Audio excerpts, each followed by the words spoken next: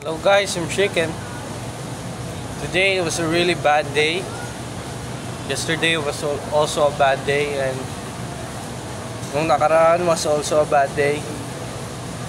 There's bad news that happened just because of a simple joke. But first, before we get to the story, let's get this lit up.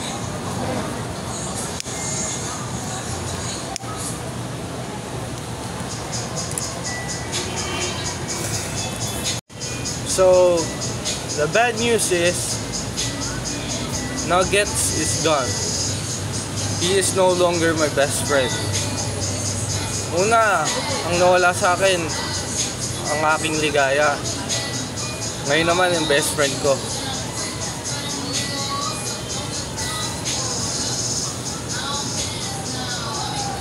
Kung bakit siya nawala, napakasimple lang. Nang dahil lang sa simpleng biro, napagdesisyonan niyang baliwalain lahat ng pinagsamahan namin.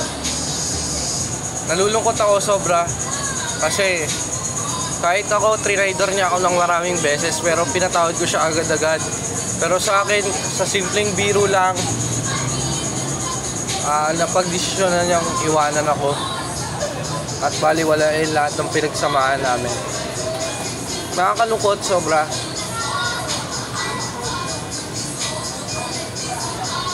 Siya lang yung natatanging kaibigan ko, wala nang iba. So ngayon, mag-isa na naman ako, sobrang mag-isa. Pero good thing is, God is good naman dahil kasama ko ang pamilya ko, naiintindihan nila ako. At nakakausap ko si Pastor, pinaalala niya sa akin na may magandang plano ang Diyos para sa akin. At nagpapasalamat ako dahil may mga mabubuting tao pa rin sa akin sa buhay ko. Kahit ganito kahirap ang pinagdadaanan ko. Thank God pa din kasi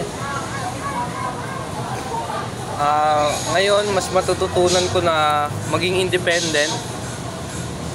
Kahit na mahirap, kailangan ko disiplinahin yung sarili ko at matuto tumayo sa sarili kong mga paa.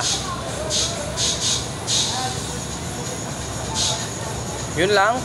And Chicken Nuggets is officially signing off. Goodbye guys. Hello, I'm Chicken Nuggets! and we are Chicken Nuggets.